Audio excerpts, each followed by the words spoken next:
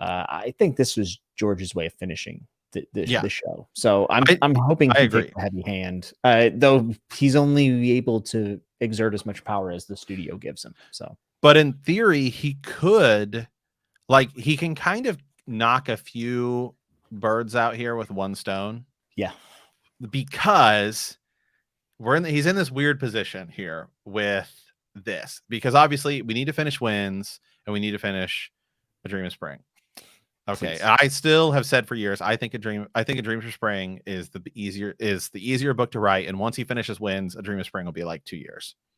Because I did. 2? Because 100%. Yeah. Would you put money down on it? I would put money down on it. You want to bet? You want to bet something right now? Let's put the Winds. If a Winds comes down, we'll make a bet. We'll make a bet. We'll make a bet. Window. Yeah, I'm down. I love it. Yeah, because you've been building to this thing for the whole time, and I've always described it as like, when I suck at wrapping presents. When I wrap presents, there's a lot of tape and a lot of swearing. Okay, but some people are really good at it, and they it looks all nice, and they put that really nice bow on there, and then you can just pull that bow and it all just comes unraveled. It's beautiful and gorgeous. And I sort of feel like that's what A Dream for Spring is gonna be, where it's George Wynn's building for this thing for the whole time, and it's like, I just got to get these people in this position and this position and this position, and then the ending is all going to come together, because I know exactly how that's going to go. So that's there's gonna be a lot less players in for Dream. I imagine a lot of people are going to be dead. Yeah, exactly. That is the problem right now. Is we got to kill. We're always talking about we got to get rid of X, Y, and Z to get, to get to the next A, B, and C of the next book. So the advantage there is really, it's like, I think it's just Winds, and then you just have to physically sit down and write A Dream for Spring. But I think in terms of the structure of it, it'll be a much easier task. But okay, so then you go to his other projects, which is Fire and Blood 2, and the rest of the Dunk and Egg Night of the Seven Kingdoms books, right? Well, sort of the advantage there is that the next block of Fire and Blood is going to be heavily surrounding, I mean, for starters, we know a lot of that's already written, because we have it in A World of Ice and Fire, and we have it in the histories that are told throughout the series, and a lot of stuff from Dunk and Egg about what happens in the Target. That's going to be like mainly Blackfire Rebellion leading into like Summerhall and stuff like that. So a lot of that is going to be stories about like Aegon the Fifth and what's going on with Dunk and Egg. So he's kind of in this nice position here where he can kind of write a lot of that stuff at once. Yeah. And kind of outline it and figure it out. And that's going to, now help him weave in, because he's already finished it. So a lot of that is like outline and structure stuff, as opposed to like, I really have to sit down and write this character's, picks up this object and it's going to tie in here, and easier to do. This might be kind of a blessing in disguise for him, because really it's like, man, while this writer strike's going on, you got to finish Winds. And then like the next decade, which could be the final decade, knock on wood, George is getting up there, could be the way to finish it. Yeah, I mean, Dream definitely has all the threads laid down for the finish, right? But here's a question about Dunk and Egg, though, because we're talking about, it's not finished, yada yada yada. There's a good chance that these end up going from novellas to novels, right? Like with the way that George likes to garden and throw things in. I work, because he hasn't written a Dunk and Egg novel in a long time. When was the Mystery Knight published? Oh, that's a good question. I'll look this up, because I'm very curious, because going back into the short form, I think he wrote the Hedge Knight after A Clash of Kings, or did he write it after A Game of Thrones? I think Mystery Knight was published in 2010. So okay, almost as long ago as a dance. Right. But because that's the other thing, is he sort of wrote them in tandem.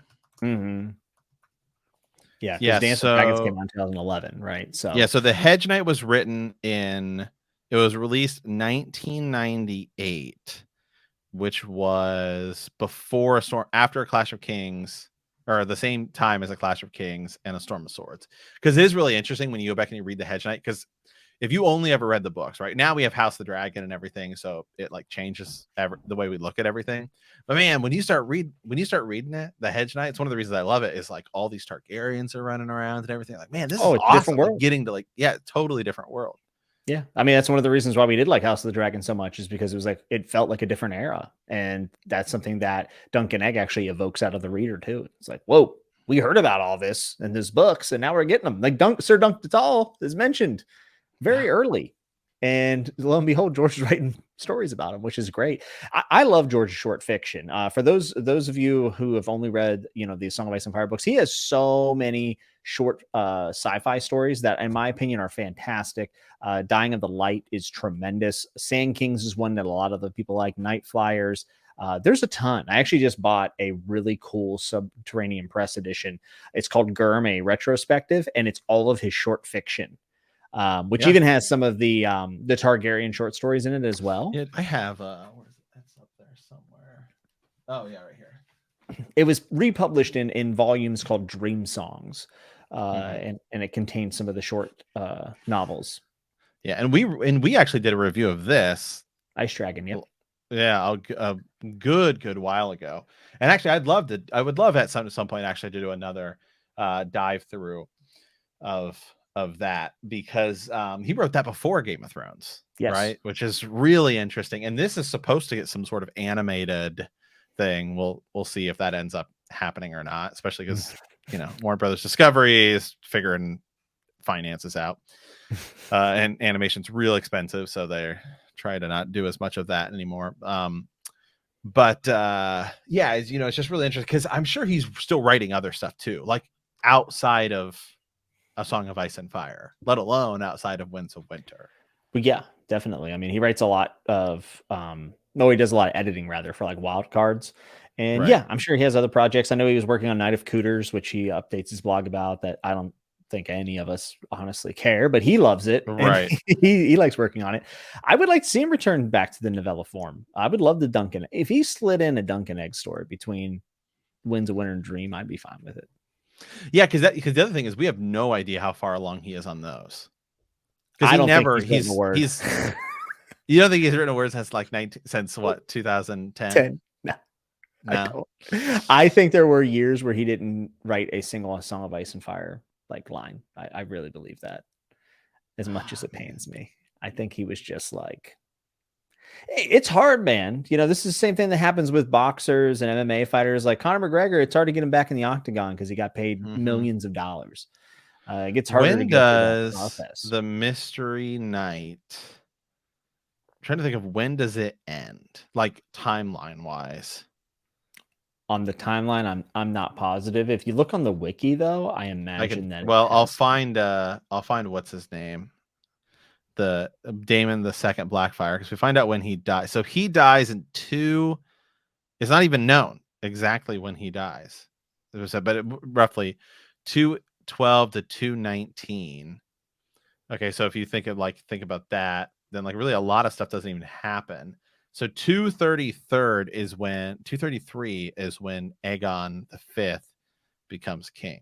So there's about 10 years, a little over 10 years in between the book where we're at now, the third book, The Mystery Night, and Egg becoming king. So that's a lot of adventures. Oh yeah. I mean, there's a lot of adventures. So the Night of the Seven Kingdoms, like what his originally planned for Duncan Egg, really might not even end like Summerhall like we think. Well, no, that's not true, because there is a rough outline for the titles, but that doesn't mean that that's going to be the case. We're doing Dorne, we're doing Winterfell, Summerhall, and then there's some other stuff. Because I think one of the titles was potentially Lord Commander. Let me look it up and see when exactly. Dude, could you imagine a novella with Dunk being Lord Commander? Or I'm sorry, being a part of the Gold Cloaks is what I'm thinking. Yeah. Right.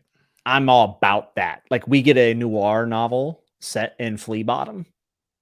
You kidding me? Yeah. Do we have? Yeah. See, so a lot of stuff happens. So yeah, the White Walls. So then there's just like bullet points, right? We know that in 233 he becomes king, and then the fourth Blackfire Rebellion, Daemon the Third. I would imagine that's in there. The Lionel Baratheon, where the son marries Jenny of Oldstones, right? And we know that Dunk fights him. And then 259 is Summerhall. But I guess it's just the structure of how this whole thing would work in the first place would be, even if let's say they did 7 seasons and it was the whole thing, I do think that ending the show with Summerhall, would you end the show would you end the show with Summerhall, or would you end the show with Egg becoming king? I would end it with Summerhall, because that is the end of the real. I mean, I think let's just say they combine some stuff, because I actually don't think that's a terrible idea. And they run 5 or 6 seasons. Let's just say 5 for fun. If the last 2 seasons were Egg is king and Dunk being in the Gold Club, I mean, I'm down. Like, that would be amazing.